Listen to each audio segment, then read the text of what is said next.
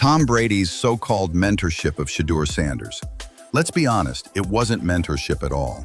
It was sabotage dressed up as guidance. And now, out of all teams, the New York Giants might be the ones to finally expose the fraud that's been hiding in plain sight. The whole watch deal would have never happened. It was all a scam. My belief is if they truly were a mentor-mentee relationship and that dynamic actually existed in an authentic way, Shedeur Sanders would have absolutely aced the interview process.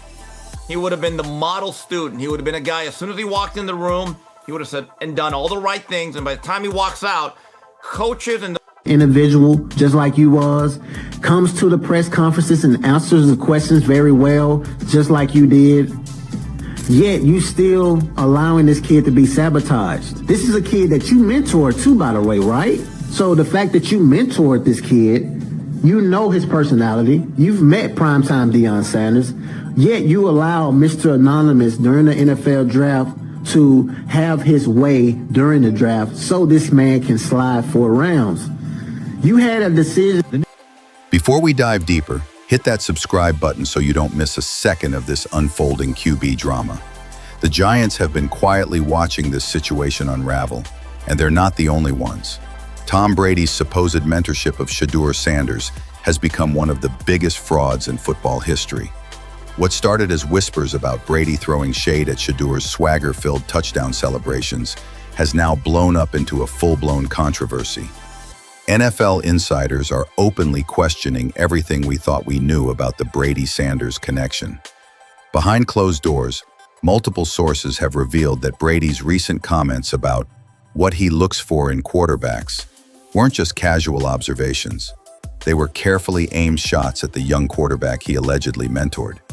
And with Shedeur still stuck as a third-string quarterback, despite outperforming everyone ahead of him in practice, the question isn't if there's collusion. It's how deep this conspiracy really runs.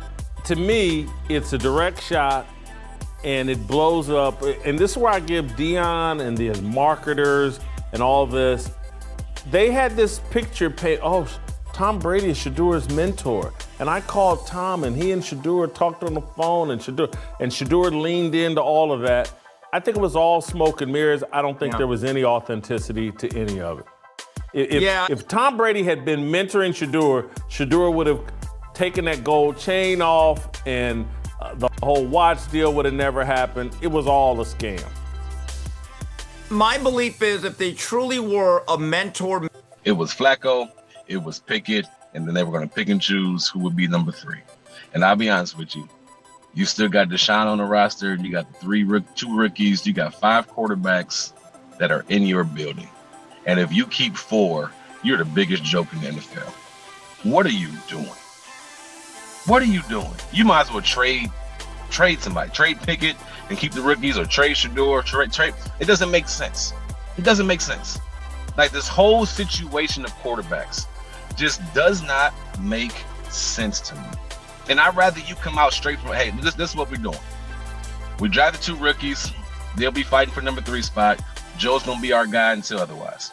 Like, just tell me straight up. So we know, we can disagree with it, but we know what's going on. We know exactly how you're going to handle it. Don't go out there talking about some open competition and all this other stuff. And it just doesn't even, or why even draft 2 quarterbacks? Let me keep it real with you. What we're witnessing might be one of the most calculated character assassination attempts in modern NFL history.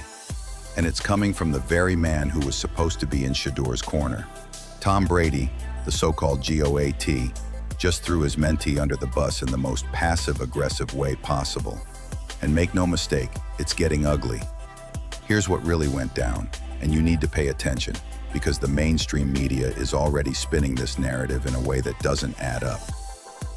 About the 4 quarterbacks in this room and who is going to eventually be under center. But go back and watch episode 1. Go back and watch the first episode. Each quarterback critiques the other, except for Shedeur. You don't hear Shedeur's critique or speaking about any other quarterback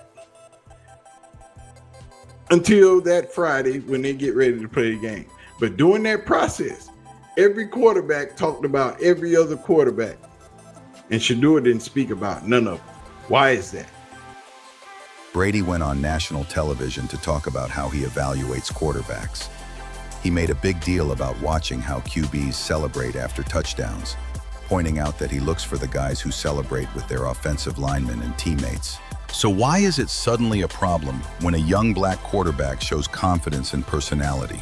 Why is it swagger when Brady does it, but arrogance when Shedeur does it?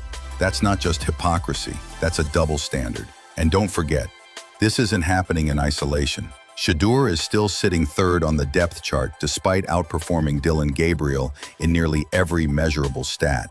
The official tracker even had Sanders as QB2 at one point.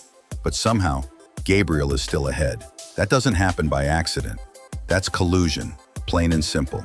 The deeper you dig, the uglier this story gets, because Brady's comments are only the surface. Let's rewind to the draft. The Las Vegas Raiders, a team where Brady has major influence in front office decisions, had 4 chances to draft Shedeur Sanders. 4 chances to grab the kid they supposedly valued, the one Brady was mentoring. And what did they do? They passed every single time.